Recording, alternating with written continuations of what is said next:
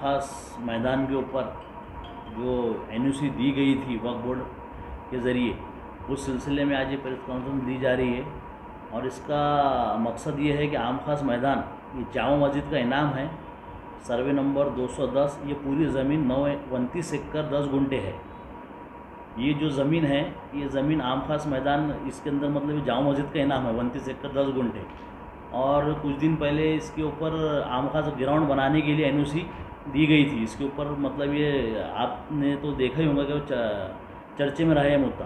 तो हमारा ये एनओसी के विरोध में मतलब ये एनओसी वापस लो बोल के इसके ज़रिए हमने प्रेस कॉन्फ्रेंस बुलाई। और ये हमारे जामा मस्जिद के जो मुतवल्ली है मतलब सिलसिलेवार ख़ानदानी मुतवल्ली हमारे मतीन भाई और हमारे कैसर भाई, और ये जामा मस्जिद के जो भी मतलब पेपर वगैरह है, जो भी मतलब कागजात है, इसके बारे में हमारे मतीन भाई बताएंगे आप। सबसे पहले तो मसला ये है कि धोखे से ली गई एनओसी और वापस ली गई। हमारा यह मुतालिबा है, आम खास मैदान जामा मस्जिद का इनाम है, सर्वे नंबर 210, पूरी ज़मीन 29 एकड़ 10 गुंठे, इसके हम मौरूसी मुतवल्ली। इस मिल्कियत को 2013 में मुतवल्ली होने के नाते हमने इसको वक्फ करवाया था और तमाम विरासत इनामी कागजात हमारे पास महफूज हैं। ये जामा मस्जिद का मदद माश इनाम है, इसकी महसूल दफ्तर में भी रिकॉर्ड मौजूद है, हमारे पास भी महफूज है।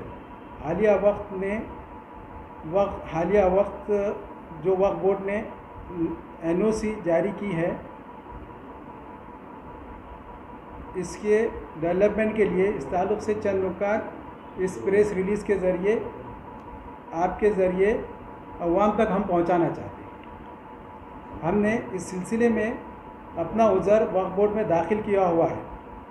अगर किसी भी मिल्कियत डेवलपमेंट करना हो तब इसकी मुकम्मल ब्लूप्रिंट, मजबूत दलाइल और मुकम्मल वो ठोस मंसूबे के तहत सबसे पहले किसी भी इदारे में दाखिल करना लाजमी होता है। बिल्कुल इसी तरह इस मामले में भी होना चाहिए था, लेकिन ऐसा नहीं हुआ। हमने वक्फ बोर्ड में अपना उज़र ऑब्जेक्शन दाखिल कराने के बाद इसकी जांच पड़ताल किसी भी वक्फ ऑफिसर के ज़रिए होना ज़रूरी है। ना ही इंक्वायरी हुई और ना ही इस सिलसिले में कोई रिपोर्ट किसी भी वक्फ ऑफिसर से ली गई। हमारे ये मानना है कि ये पूरी कार्रवाई वक्फ एक्ट सेक्शन 32, 4 और 5 के ख़िलाफ़ है। अगर वक्फ बोर्ड के पास कोई मजबूत दलाइल होते तब वक्फ के सीईओ और डिप्टी सीईओ ने इस सिलसिले में तमाम ही वक्फ बोर्ड मेंबरान को अंधेरे में रखकर ये एनओसी जारी की है। क्या करे, इन वक्फ बोर्ड के रखवालों को जो काम ज़रूरी है वो उसके लिए जद्दोजहद करने के लिए तैयार ही नहीं। स्मार्ट सिटी ऑफिस के ख़िलाफ़ कोई कार्रवाई करने और ऑफिस को तहवील में लेने के बजाय एनओसी लेने में उजलत की गई। अफसोस तो यह है कि इस बात का इल्म वक्फ बोर्ड को नहीं कि अभी अदालतों में इसकी कानूनी चाराजोई जारी है। अब और एक एनओसी के मामले में भी हम अदालत से रुजू होने की तैयारी कर रहे हैं। हमने तमाम वक्फ बोर्ड के मेंबरान को हक़ाइक़ पर मबनी एक शिकायती दरख्वास्त रवाना कर दी है। हम ये चाहते हैं कि एनओसी फौरी बर्खास्त की जाए, क्योंकि ये पूरी तरह से गैर कानूनी है। अगर वक्फ बोर्ड ऐसा नहीं करता तब हम हर तरीक़े से इसके ख़िलाफ़ कानूनी व जमहूरी लड़ाई जारी रखेंगे। माजी गृह मंत्री अनिल देशमुख साहब को भी दिया था, नवाब मलिक साहब को भी दिए थे और इसके ऊपर चर्चा हुई थी। तो उन्होंने हमारे को मतलब उसमें बताया था कि इसके अंदर कानूनी कार्रवाई होंगी, लेकिन वक्त ट्रिब्यूनल कोर्ट में हमने उसका स्टे लेके आए थे। अभी आप देख रहे होंगे कि अब सिर्फ रिबिन काटना बाकी रह गया। नहीं, रिबिन काटना बाकी रह गया, लेकिन तैयार हो गई। हाँ, पूरी तैयार हो गई। आपका आगे स्टेप क्या रहेगा, किस तरीके से आप उसको? अभी हम देखो, हमारे अभी पूरी फाइल तैयार हो गई है। रिकवरी ऑफ पोजीशन ऑफ पूरे बिल्डिंग के पोजीशन के वास्ते हमारी पूरी रिकवरी हो गई है। ये रिकवरी ऑफ पूरे पोजीशन जी। और उसके वास्ते हम अभी ट्रिब्यूनल में 1-2 रोज में उसमें केस दाखिल कर दें कि पूरी ज़मीन हमारी हमको वापस दो। अच्छा, आप खासदार इम्तियाज जलील को क्या कहेंगे, फौजिया खान मैडम को क्या कहेंगे? ये मेंबर है वक्फ बोर्ड के? आप उनसे ये अब हमारे हमारा चैनल जो पे है क्या कहना चाहिए? खासदार साहब से हमारा उनसे कोई पर्सनल झगड़ा नहीं है जी और हम चाहते हैं कि भाई वर्क प्रॉपर्टी है उसको आप सही ढंग से यूटिलाइज करो। स्मार्ट सिटी का आप सबसे पहले मसला हल करो। आप जो है तो स्टेडियम के फेवर में है क्या खिलाफ में? वहाँ बनना चाहिए क्या नहीं बनना चाहिए? देखो हम अभी स्टेडियम का हमारा सब प्रपोजल है कि भाई स्टेडियम बनना है, हमारे को उसको वो नहीं, मैदान मैदान ही रहेगा।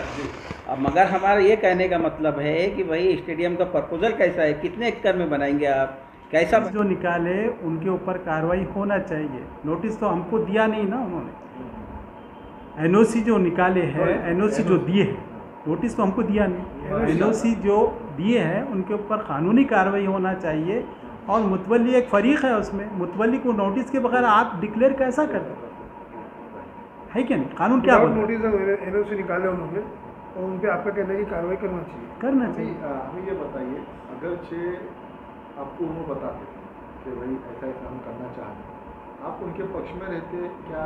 मतलब बात जनता तक, प्रशासन तक क्या पहुँचाता? हम उनके पक्ष में तो रहते, मगर हमें फरीक ही नहीं बनाया गया तो हम क्या करें? क्या उद्देश्य है आपका प्रेस कॉन्फ्रेंस का? क्या वजह है, जरा बताइए। ये 7 तारीख के दिन एक एनओसी यूज़ करे उन्होंने, वक्फ बोर्ड वालों ने, आम खास स्टेडियम बनाने के मैदान की। तो हमारा ये मतलब है कि हमारा मुतवल्ली, हम मोरसी मुतवल्ली है, अभी अपॉइंटमेंट अभी वक्फ बोर्ड ने नहीं की, मगर मोरसी मुतवल्ली हम और हेरिटेज मुतवल्ली है। तो हेरिटेज मुतवल्ली का उसके ऊपर ऑब्जेक्शन था कि भाई हमारे पूछे बगैर ये काम करना नहीं। तो अब हमारे को एनओसी भी नहीं पूछे भी नहीं ना, हमारी एनओसी भी नहीं लिए, डायरेक्ट वक्फ बोर्ड ने ले ली मीटिंग लेके, जबकि ये सेक्शन 37 के खिलाफ है। और ना ये जो ली गई मीटिंग प्रेस, ये क्या बोलते हैं, एनओसी ली गई, वो एनओसी इलीगल है। की बात है, ये हमारे खैसर भाई थे और हमारे हफीज़ भाई थे जो मुतवल्ली है जामा मस्जिद के, और इनको जो जामा मस्जिद का जो सर्वे नंबर 210, इनके जो मुतवल्ली जो है ये 210 सर्वे नंबर के, तो ये जामा मस्जिद के मुतवल्ली है। तो इनको ये बोला गया कि भाई आप मीटिंग के एक दिन पहले आप आओ। वक्फ बोर्ड से इनको ऑफिस से फ़ोन आया, बोले आप यहाँ पे आओ। और सीईओ, डिप्टी सीईओ दोनों ने उनको कहा कि आपने जो ऑब्जेक्शन दिया, इन्होंने 2017 में भी ऑब्जेक्शन दिया था कि भाई एनओसी हमारे बिना पूछे किसी को दो मत, क्योंकि ये ख़ानदानी मुतवल्ली है। तो इसी के ऊपर जो है तो उनसे वो ताल्लुक़ से इनको ऑफिस से फ़ोन आया। वो ऑफिस से इनका जब फ़ोन आया, उनसे बात हुई, तो इनको बोला गया कि भाई इनका ऐसा बोलना है कि हमको सीईओ साहब ने बोले कि भाई आप ऑब्जेक्शन वापस लो, और ऑब्जेक्शन अगर आप वापस, ये दूसरे दिन, अगले दिन जब ये उनसे मुलाकात करने गए कि मैडम ये जो ज़मीन है, आम खास ग्राउंड की जो ज़मीन है, ये जो ज़मीन है ये ऑलरेडी जो है तो महाराष्ट्र शासन के नाम पे अलग अलग मतलब 7 पीआर कार्ड में इनके नाम है, अपना वक्फ बोर्ड में इसका नाम ही नहीं है। और वक्फ बोर्ड में पहले अपनी कोई ज़मीन को वक्फ बोर्ड में अपना नाम चलाना पड़ेगा, उसके बाद अपने को एनओसी है, और उसके आगे जो मतलब आगे जो भी है, जो प्रोसीजर रहेंगे वो अपने को करना पड़ेगा। तो मैडम ने सीईओ से पूछे थे कि ये अपनी ये ज़मीन जो अपने नाम पे है क्या, तो सीईओ साहब ने बोले हाँ अपने नाम पे है।